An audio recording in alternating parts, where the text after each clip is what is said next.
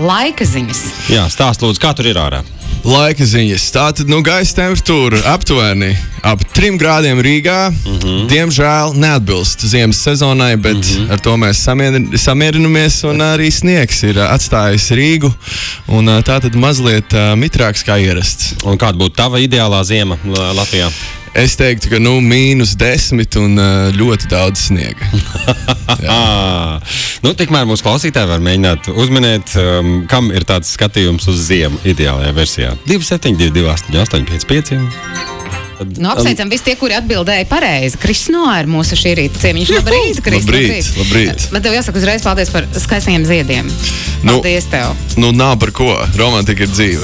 Romantika ir dzīve. Tieši ar tādu nosaukumu. Tāpēc. Tagad tu saprati. Un tu domāji, kas tur? Kris Noā jaunā dziesma Romance isn't dead. Romantika nav nevaid mirusi. Latviskais nosaukums būs. Kas tev ir romantika, Kris? Man romantika arī šīs dziesmas kontekstā ir pirmkārt ideja par kaut kādām cilvēku attiecībām, bet vienlaicīgi tas ir arī par to, ka mums vajadzētu romantizēt dažādas idejas, pieredzes, plānus, mērķus. Un tad šajā kontekstā noteikti man šķiet, ka ikdienā mēs aizmirstam to darīt, un tad es cenšos atgādināt, ka tas joprojām ir skaisti un patiesībā uzlabo kvalitāti kaut kādām lietām, ko mēs darām. Arī ikdienai. Kristus saprot, ka īstenībā romantisks vīrietis ir nedaudz smieklīgs, saprot. Viņš nekontrolē to, ko viņš dara. Pagaļām, Kristus. Es teiktu, ka visam ir laba un īstā robeža, kurā ieturēties. Viegli romantisks, Kristus. Dažreiz varbūt smagi romantisks, bet visam ir īstais brīdis un īstais laiks, atkarībā no situācijas. Es gribēju pievērsties tavai muzikālajai daļradai. Mūsu klausītāji jau bija iemīļojuši tavas dziesmas latviešu valodā. Tā ir super, Kristus sācis dziedāt ar latviski, patīk, mums ir arī rotācijā. Un kas tagad pēkšņi notikās atkal angliski? Patiesībā šis ir īpašs notikums, jo pirmo reizi savā muzikālajā karjerā es piedalos konkursā. Konkurss ir proti? Nē, konkurss ir Eirovīzija, vismaz Latvijas atlase. Un tad loģiski, ka, ja mēs domājam par tādu lielo Eiropas skatuvi vēlāk, tad, manuprāt, vismaz diezgan likumsakarīgi ir iet ar dziesmu angļu valodā. Bet latviešu valoda absolūti nav nekur pazudusi, un es atgriezīšos noteikti arī latviešu valodā, tāpēc neskumst tie cilvēki, kur ilgojās. Pirmatskaņojums radios konto ēterā Romance isn't dead. Kris Noā. Un, kad iznāks latviskajā versijā, tad būs nosaukums romantika nevaid mirusi. Jā, tad jāsaka, ir dzīve, laikam. Sarunājuši.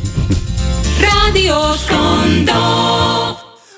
9:43 minūtes. Kris Noā un Romance isn't dead. Pirmatskaņojums radios konto ēterā. Bet tev ir plānota latviskā versija šai dziesmai?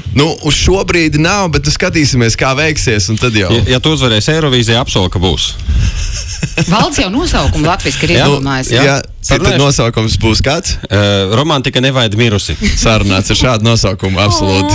Nopietni. Sarunājuši. 9:44 minūtes. Pirmoreiz to jūs dzirdējāt šeit, radios konto 16. janvārī. Mēs pēc brīža ar Kristi vēl par zelta mikrofonu aprunāsimies. Ok, tev ir ritiņ kaut kādi jautājumi, kurus tu gribi uzdot? Jā, labi, pēc brīža. Radio Konto. Tas beidzos 9:46 minūtes mūsu šī rīta ciemiņš Kris Noā. Kā tu, Kris, jūties pirms sestdienas? Sestdien ir lielā zelta mikrofona ceremonija. Jūtos patīkami satraukts un, godīgi sakot, arī gandrīts par to, ka daudz kā laba ir izdarīts. Un šobrīd jau tas ir tāds, kā saka, ķirsītas tortas. Ja es kaut ko iegūšu kādā no nominācijām, kurās esmu nominēts, bet kopumā, protams, ir laba sajūta par izdarīto un par radīto albumu. Tu pagājušajā gadā pirmoreiz startēji to nomodā? Pagājušajā gadā, jau 2024. Jā, absolūti. Kāpēc zelta mikrofonā bija pirmatskaņojums? Jā, zelta mikrofonā bija pirmatskaņojums, un tad arī šogad nomodā ir nominēta kāda dziesma. Tas bija, starp citu, viens no tādiem atmiņā paliekošākajiem priekšnesumiem. Un dziesma kā tāda. Jūs bijāt pirms gada uz vienas skatuves. Jā! Jā. Labi. Labi, Kris, mēs turam par tevi īkšķu sestdien. Super. Un lai tavai jaunajai dziesmai skaists ceļš uz klausītāju sirdī. Paldies jums liels. Un tev paldies, vecīt, ka tu pārstāv to vīriešu romantisko daļu un romantisko pusi. Un paldies tev par ziediem. Jo tikai drosmīgiem večiem piemīt šī īpašība. Tieši tā. Cenšos. Paldies jums. Radio Skonto.